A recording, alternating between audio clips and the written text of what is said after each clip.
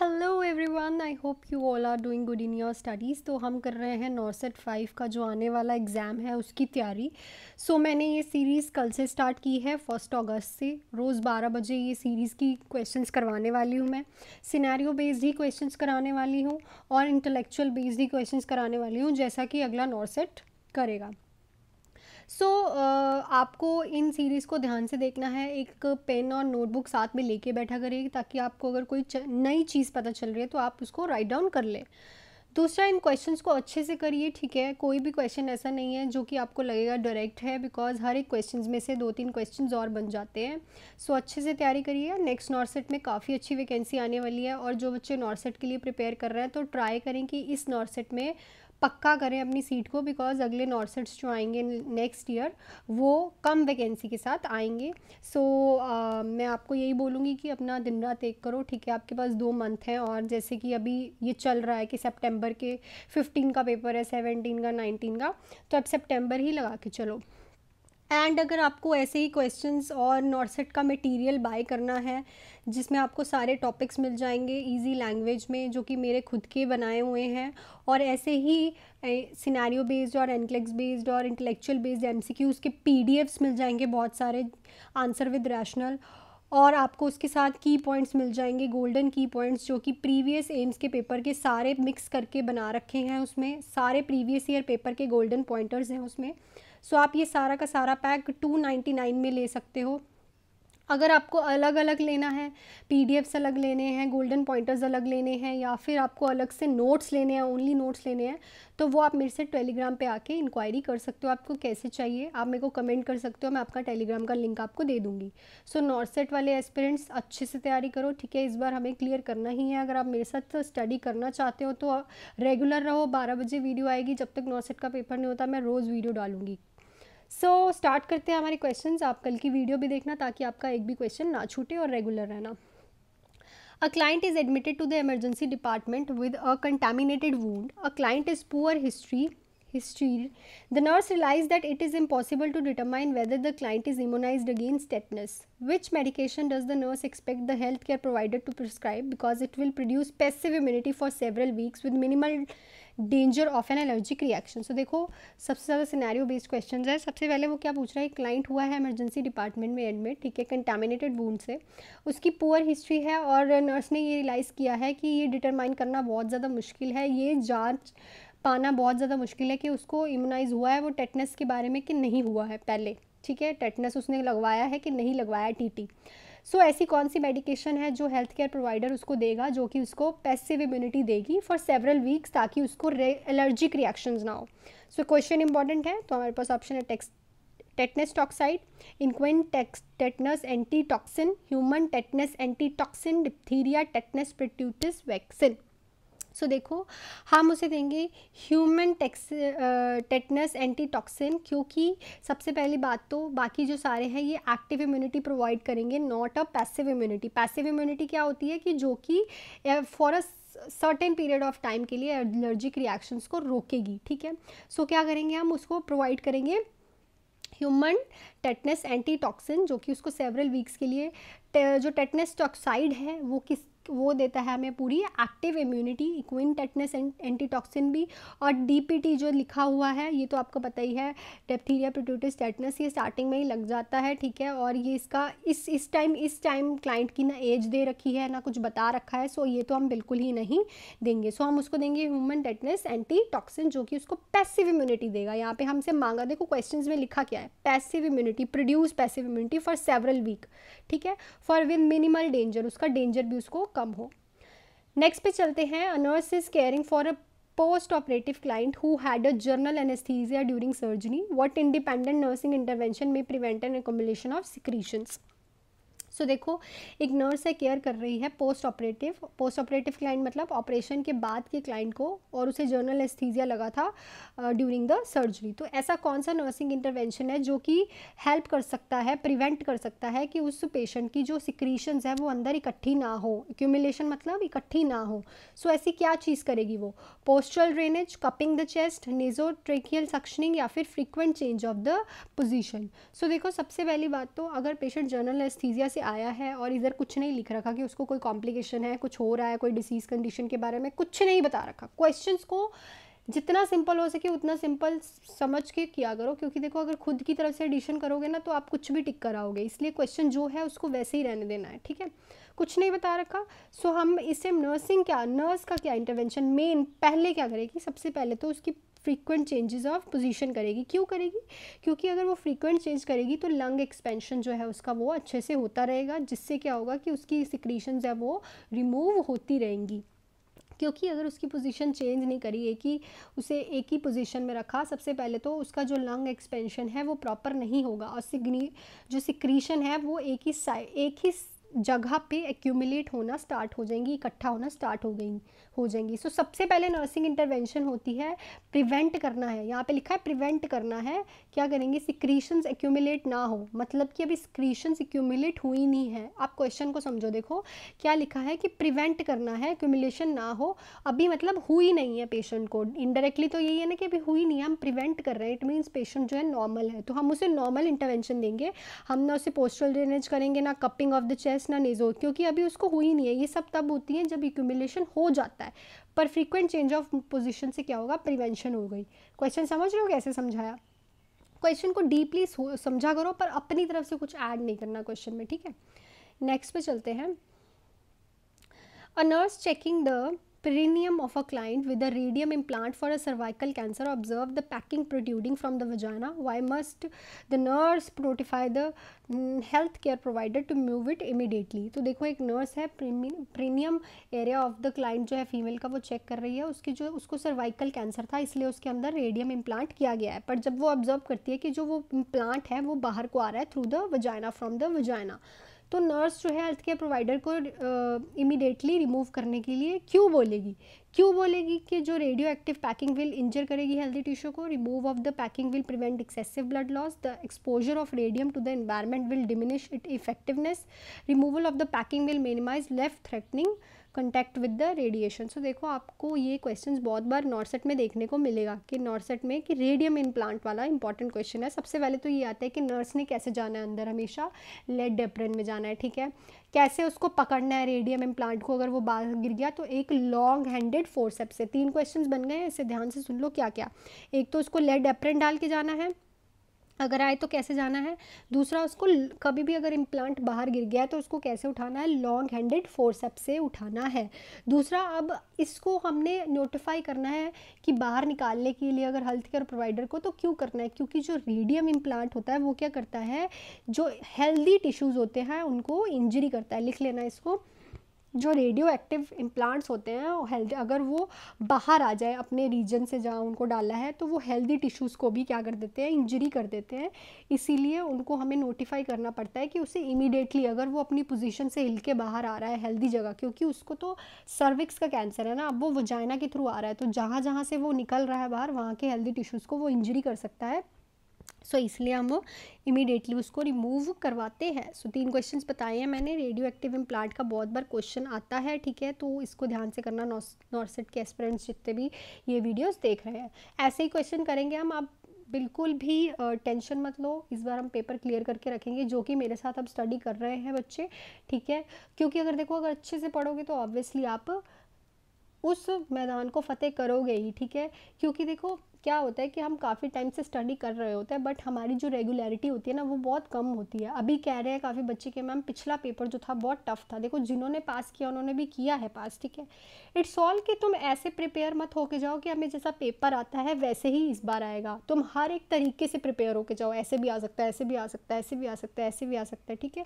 अपने 7 ऑप्शंस लेके चलो, ठीक है, कि ये वाले ऑप्शन से भी पेपर आ सकता है, डायरेक्ट भी आ सकता है, सिनेरियो भी आ सकते हैं, नेचुरल बेस भी आ सकते हैं, न्यूक्लियस बेस भी आ सकते हैं, ठीक है। सो ऐसे ही क्वेश्चंस करो।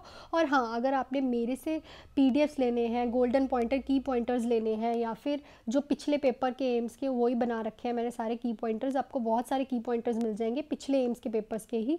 दूसरा, अगर आपको नोट्स लेने हैं पढ़ने के लिए, कि अगर आपके पास नोट्स नहीं है, परफेक्ट नोट नहीं है आपके पास, तो वो मैं आपको प्रोवाइड आप मेरे से बाय कर सकते हैं बहुत ही मिनिमल अमाउंट में। अगर आप साथ में लेते हैं तो 299 का पड़ेगा, पीडीएफ आपको 199 के पड़ेंगे, गोल्डन पॉइंटर्स आपको 99 के पड़ेंगे, और आपको जो नोट्स हैं वो भी 99 रुपीज़ के पड़ेंगे। सो आप जैसा आपका मन करे वैसे आप मेरे से वो ले सकते हैं, मेरे को कमेंट करके टेलीग्राम का लिंक लेके। ऐसे ही हम रोज़ स्टडी करेंगे, पर ये भी है कि रोज़ में ज़्यादा क्वेश्चंस नहीं कर पाती। सो जितने हो रहे हैं उसको अच्छे से करो, ठीक है। सो हमारे पास नेक्स्ट क्वेश्चन है, client with the dysrhythmia is admitted to the telemetry for observation. In the morning the client ask for a cup of coffee, what the nurse best response. तो एक क्लाइंट एडमिट हुआ है telemetry में observation के लिए, उसको telemetry में लगाया गया है ताकि उसका डिसरिथमिया जो है वो देखा जा सके, और जो क्लाइंट है वो कप ऑफ कॉफ़ी मांग रहा है, तो नर्स उसको क्या बोलेगी, ठीक है। ये आ गया अब सिनेरियो बेस्ड क्वेश्चन। सो क्या कहेगी, hot drinks such as coffee are not good for your health, coffee is not permitted on a diet that was ordered for you, you can't have coffee, I can bring you a cup of tea if you like, coffee has caffeine that can affect your heart and it should be avoided. So देखो, सबसे बड़ी बात तो जो coffee होती है जिनमें जितना भी कैफ़ीन होता है वो चीज़ें क्या करती हैं, वेज़ो कॉन्स्ट्रिक्शंस, लिख लेना, जिन चीज़ों में कैफीन होता है वो करती हैं वेज़ो कॉन्स्ट्रिक्शंस, ब्लड वेसल्स को कॉन्स्ट्रिक्ट करती हैं, और पेशेंट ऑलरेडी किस चीज़ में से गुजर रहा है, डिसरिथमिया। सो अगर उसको हम कॉफ़ी देंगे तो वो उसके हार्ट को इफ़ेक्ट करेगा, और वो बिल्कुल ही अवॉइड करनी चाहिए उसे। कॉफ़ी, नर्स क्या बोलेगी कि coffee has caffeine that can affect your heart and it should be avoided. देखो, hot drinks such as coffee are not, hot drinks, all hot drinks में कैफीन नहीं होता, ठीक है। Coffee is not permitted in your diet, that is नहीं। अगर तुम उसे कॉफ़ी अगर उसकी डाइट में नहीं है तो वो बोल सकता है डॉक्टर को मेरी डाइट में रख दो, इससे अच्छा क्या तुम उसे एक्सप्लेन कर दो कि क्यों नहीं देनी, that is your health education. Nurse का रोल होता है पेशेंट को हेल्थ एजुकेट करना। You can't have coffee, T तो बिल्कुल ही नहीं देनी ना, टी में भी कैफीन होता है, ठीक है। सो नेक्स्ट पे चलते हैं। A client who had several episodes of chest pain is scheduled for an exercise ECG electrocardiogram. Which explanation should the nurse include when teaching the client about this procedure? अगर किसी को बहुत ज़्यादा several chest pain आए हैं तो उसके अभी scheduled किया गया है ECG कराने के लिए, तो जो nurse है उसको इस चीज़ की explanation क्या देगी कि ECG क्या procedure होता है। It is a non-invasive test to check your heart response to physical activity. This test is definite method to identify the actual cause of your chest pain. The finding of this test will be a minimal assistance in the treatment of angina. The finding from this minimal invasive test will show how your body react to exercise. So देखो, इस question का जो बिल्कुल सही answer है, that this is non invasive test to check your heart response to physical activity. ये it is a non invasive procedure. इसमें test क्या करते हैं कि हमारा फिजिकल एक्टिविटीज़ को हमारा हार्ट जो है वो कैसे रिस्पॉन्स करता है, तो नर्स इसको इस प्रोसीजर के बारे में ये बताएगी। सो नेक्स्ट पे चलते हैं, बाकी सारे ऑप्शंस रॉन्ग हैं। So after surgery for insertion of coronary artery bypass graft, a client develops a temperature of 102 degree Fahrenheit. What priority concern related to elevated temperature does a nurse consider when notify the healthcare provider about the client temperature? So देखो, अगर उसकी एक patient है, उसकी surgery हुई है, अभी surgery हुई है, किस चीज़ की इंसर्शन किया गया है, कॉरोनरी आर्टरी बाईपास ग्राफ्ट का। सो उसका टेम्परेचर 102 डिग्री फ़ारेनहीट है, तो ऐसा कौन सा प्रायोरिटी कंसर्न है रिलेटेड टू उसका टेम्परेचर जो इंक्रीज़ हुआ है, जो कि नर्स नोटिफाई करेगी हेल्थ केयर प्रोवाइडर को। सो क्या ऐसा कंसर्न है, फीवर में lead to diaphoresis, a fever increase the cardiac output, and increase temperature indicate cerebral oedema, and increase temperature may be a sign of haemorrhage. So देखो, जब भी fever होता है पेशेंट को तो उसकी कार्डियक आउटपुट जो है वो इंक्रीज़ होती है। ऑलवेज़ याद रखना, जब जब पेशेंट को फीवर होता है तो उसकी कार्डियक आउटपुट जो है वो इंक्रीज़ होती है, जिससे क्या होता है, उसका मेटाबॉलिक रेट भी इंक्रीज़ होता है। और मेटाबॉलिक जब जब पेशेंट की कार्डियक आउटपुट, यहाँ पे मैं लिख देती हूँ, एक चार्ट सा बना देती हूँ, आप ऐसे ही अपनी नोटबुक में बना लेना। जब जब पेशेंट की कार्डियक आउटपुट इंक्रीज़ होगी उसको फीवर होगा, ठीक है। फीवर होने से उसका मेटाबॉलिक जो रेट है वो भी इंक्रीज़ होगा। सो अगर किसी पेशेंट को आफ्टर अ सर्जरी फीवर आ रहा है तो इट मीन्स है उसकी कार्डियक आउटपुट इंक्रीज़ हो रही है। That is a concern for a nurse कि उसको नोटिफाई करना पड़ेगा फिजिशियन को, बिकॉज अगर cardiac output after a surgery increase हो रही है तो कोई कॉम्प्लिकेशन क्रिएट हो सकती है। सो अगर किसी पेशेंट को फीवर आता है तो हमें पता चल जाएगा कि उसका कार्डिक आउटपुट इंक्रीज़ हो रहा है, सो हमें ये नोटिफाई करना पड़ेगा हेल्थ केयर प्रोवाइडर को। अगर किसी को फीवर होता है तो उसको पसीना तो आता है, आपने देखा ही है, स्वेटिंग तो होती ही है, डायफोरेसिस तो होता है, नहीं ऐसा कुछ नहीं होता। सेरेब्रल एडिमा होता है अगर टेम्परेचर इंक्रीज़ हो, नहीं। और sign of haemorrhage is a pale skin हो जाती है, ठंडी पड़ जाती है स्किन, ठीक है। कूल्ड स्किन एक्सट्रीमिटीज़ देखने को मिलती है जब किसी को हेमरेज होता है। नेक्स्ट पे चलते हैं। A nurse is teaching a group of client with peripheral vascular disease about a smoking cessation program which physiological effect of nicotine should the nurse explain to the group. तो एक nurse है, group of clients को समझा रही है about peripheral vascular disease कि smoking cessation programme क्या है, स्मोकिंग बंद करने का प्रोग्राम क्या है, स्टॉप करने का। तो वो क्या बताएगी कि जो निकोटिन है उसका क्या इफेक्ट होता है फिजियोलॉजिकली पेशेंट के ऊपर। ग्रुप को क्या समझाएगी कि जो निकोटिन है वो कंस्ट्रिक्ट करती है superficial vessel, dilated the blood vessels, constriction of a peripheral vessels increase the blood force of flow, dilatation of the superficial vessels cause constriction of collateral circulation, dilatation of the peripheral vessel cause reflex constriction of visceral vessels। सो देखो हम उसको ये समझाएंगे कि जो nicotine होती है वो पता है क्या करती है, पेरिफेरल वेसल्स का ना जो इंक्रीज़ कर देती है फ्लो, फोर्स ऑफ फ्लो। आपने कभी नोटिस किया होगा कि जिनको हार्ट प्रॉब्लम होती है या फिर जिसको वेसल्स की प्रॉब्लम्स होती है, ब्लड वेसल्स की, हाइपरटेंशन की प्रॉब्लम होती है, उस पेशेंट को कहा जाता है कि तुम्हें जो स्मोकिंग है वो बिल्कुल बंद करनी होगी, बिकॉज अगर वो स्मोकिंग करेगा तो जो उसका फोर्स ऑफ फ्लो है ब्लड का, वेसल में ना जो ब्लड चल रहा है वो बहुत ज़्यादा तेज़ चलेगा, बिकॉज जो निकोटीन होगी ना उन सब चीज़ों में, स्मोकिंग में, टोबैको में, वो क्या करेगी, ब्लड के फ्लो को इंक्रीज़ करेगी। और पेशेंट तो ऑलरेडी हाइपरटेंसिव है, उसको वास्कुलर डिसीज़ है, ठीक है। सो उस पेशेंट को और ज़्यादा इंक्रीज़, हाइपरटेंशन इंक्रीज़ होने के चांसेस है और कॉम्प्लिकेशन क्रिएट होने के चांसेस है।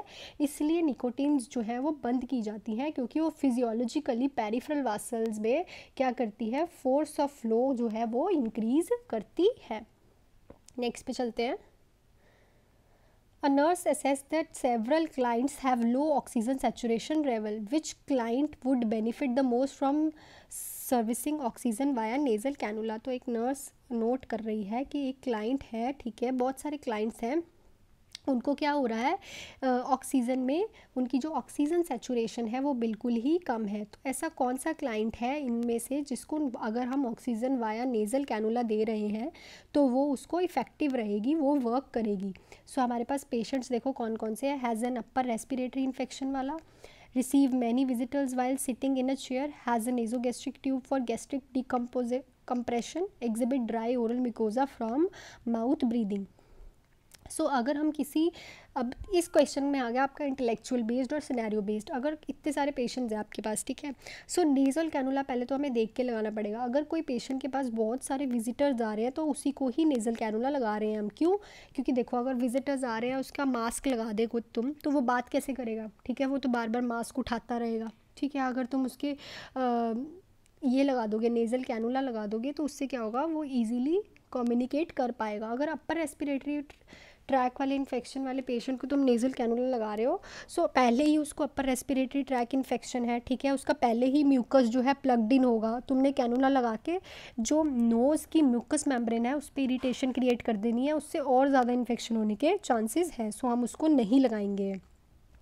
नेज़ोगैस्ट्रिक ट्यूब वाले को भी नहीं लगाएंगे और oral mucosa for mouth breathing वाले को भी नेज़ल कैनुला की कोई नीड नहीं है।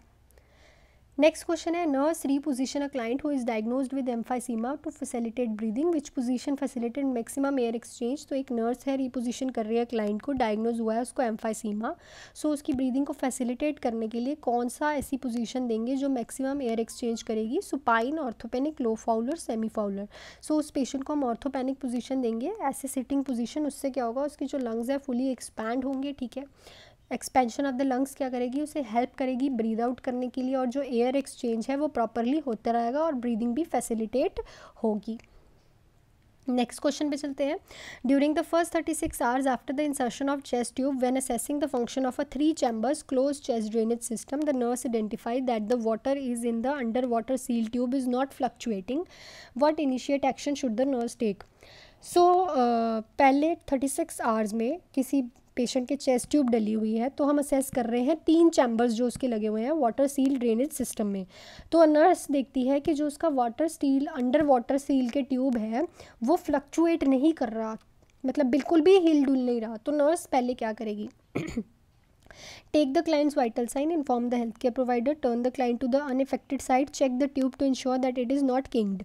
सो देखो अगर वहाँ पे फ्लक्चुएशन नहीं हो रही वाटर सील ट्यूब में। सो इट मीन्स कि मे बी वो जो ट्यूब है वो किंग्ड हो रखी है, ट्विस्ट हो रखी है, ठीक है, ट्विस्ट हो रखी है, इसलिए वहाँ पे फ्लक्चुएशन नहीं हो रही। Vital sign is not a priority, उसकी बंदे की फ्लक्चुएशन नहीं हो रही, ठीक है। मे बी उसको कुछ दिक्कत हो जाए, कॉम्प्लिकेशन हो जाए, टेस्ट ट्यूब में एयर चले जाए, चेस्ट ट्यूब में वाटर चले जाए, फ्लूइड एकम्युलेशन हो जाए, म्यूकस प्लग्ड इन हो जाए, ठीक है। हेल्थ केयर प्रोवाइडर को भी नहीं पढ़ाना, यहाँ पे पहले नर्स को कुछ करना है। नर्स क्या कर सकती है, चेक कर सकती है कि वहाँ पे किंग्ड तो नहीं हो रखी tube. So this is the nurse first priority, then वो जो करेगी फिजिशियन को पूछ के करेगी। सो आज के लिए इतने क्वेश्चंस करवा दिए हैं मैंने। सो आई होप ये वीडियो आपको अच्छी लगी हो तो please hit the like button and subscribe to my channel, और अच्छे से पढ़ो, जितना मैं कुछ लिखवा रही हूँ एक नोटबुक पे लिख लिया करो। और अगर आपको नोट्स, की पॉइंट्स पिछले एग्जाम नेम्स के क्योंकि वो लेने हैं तो आप मेरे से बाय कर सकते हैं, PDF ऐसे ही क्वेश्चंस की बाय कर सकते हैं। जो मैं यूट्यूब पे कराती हूँ उससे अलग क्वेश्चंस हैं वो, ठीक है इसी टाइप के बट अलग से क्वेश्चंस हैं, क्योंकि अगर आप बाय कर रहे हो तो आपको एक्स्ट्रा ही सब कुछ मिलेगा। सो वो मेरे से आप बाय कर सकते हो कमेंट करके, मेरे टेलीग्राम का लिंक लेके मेरे टेलीग्राम पे आके आप मेरे से डायरेक्टली बाय कर सकते हो। So all the best, do hard work and bye.